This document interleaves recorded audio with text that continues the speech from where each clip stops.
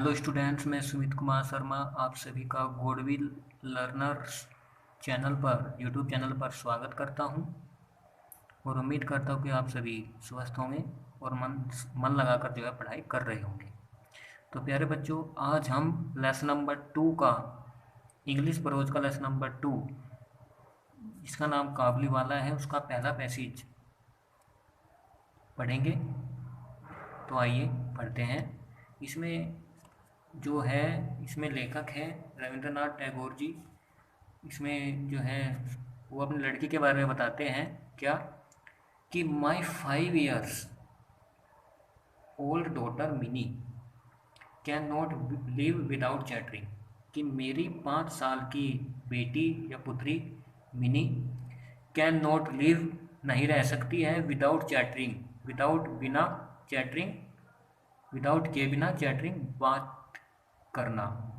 ठीक है, तो वो कह रहे हैं, लेखक कहते हैं कि मेरी 5 साल की लड़की मिनी बात किए बिना नहीं रह सकती है क्योंकि वो बहुत ज़्यादा चंचल है।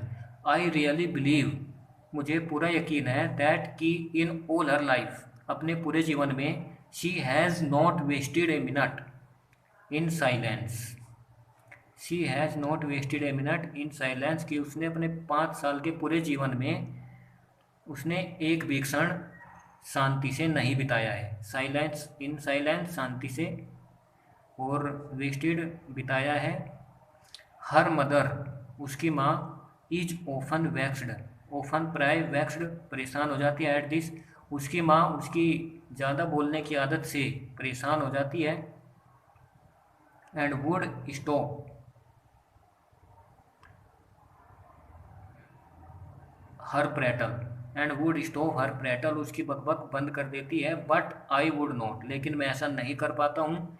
To see Mini quiet is unnatural, Mini को शांत देखना अस्वाभाविक है। क्वाइट, शांत, अननेचुरल, अस्वाभाविक। And I can not bear it, and I can not bear it long, और मैं भी उसे, उसके मौन स्वभाव को ज़्यादा लंबे समय तक सहन नहीं कर सकता हूँ। सो इसलिए my on talk with her is always lively, इसलिए मेरी उसके साथ की गई बातचीत ऑलवेज, हमेशा, लाइवली, उत्साहपूर्ण होती है। टॉक, बातचीत। इसके बाद, one morning for instance when I was in the midst of the 17th chapter of my new novel, तो फॉर इंस्टेंस, उदाहरण के तौर पर, वन मॉर्निंग, एक सुबह, वैन, जब, I was in the midst, I was, मैं था, इन द मिडस्ट, बीच में, of the 17th chapter of my new novel, अपने नए उपन्यास के 17वें अध्याय के बीच में था, यानी वो नॉवेल लिख रहे हैं राइटर इसमें। My little Mini stole into the room, मेरी छोटी मिनी, स्टोल इनटू, चुपके से, इनटू द रूम, चुपके से कमरे में घुसी। स्टोल इनटू कमरा, चुपके से आना, चोरी से आना। And putting her hand into mine, और मेरे हाथ पर अपना हाथ रखते हुए, सैड, उसने कहा, फादर, पिताजी, Ramdayal, the door keeper, Ramdayal जो द्वारपाल है, कॉल्स, पुकारता है, एक क्रो, एक क्रो, वह क्रो को, क्रो पुकारता है। ही डज नॉट, वह, C R O W, crow को, K R O W, crow पुकारता है। He does not know anything, वह कुछ भी नहीं जानता है। डज ही, है ना। Before I could explain to her the differences of language in this world, she was embarked on the full tide of another subject. Before, पहले, I could explain, मेरे एक्सप्लेन करने से पहले, टू हर, उसे, the differences of language in this world, इस संसार की, इस विश्व की, इस विश्व में बोली जाने वाली भाषाओं की विभिन्नताओं को उसे एक्सप्लेन, या उसे व्याख्या करने से पहले, या उसे बताने से पहले ही, शी वाज मार्क एम्बार्क्ड, वह शुरू कर देती है, on the full tide of another subject, वह जो है एक दूसरा सब्जेक्ट या दूसरा विषय शुरू कर देती है। What do you, what do you think, तुम्हें क्या लगता है, फादर, पिताजी, भोला सेज, भोला कहता है, देयर इज एन एलिफेंट, कि एक हाथी है, इन द क्लाउड्स, बादलों में, इन द क्लाउड्स, बादलों में एक हाथी है, blowing water out of his trunk, trunk सूंड, ब्लो, ब्लोइंग आउट फेंकता है, जो अपनी सूंड से पानी फेंकता है, and that's why it rains, और इसी कारण बारिश होती है।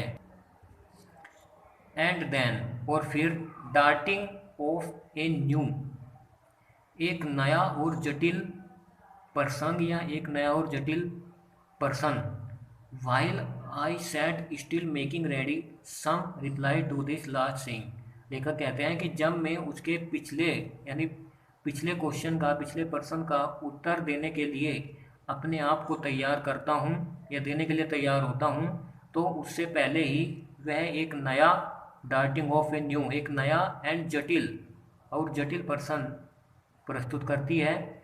फादर, पिताजी, what relation is mother to you, relation संबंध, वाट रिलेशन क्या संबंध है, मदर मम्मी का, टू यू कि माता जी का आपके साथ क्या संबंध है। आगे कहता है, my dear little sister, my dear little sister in law, I murmured involuntarily to myself, murmured यानी धीरे से कहना, इनवॉलंटरीली होता है अनिच्छा पूर्वक, टू माई सेल्फ स्वयं से,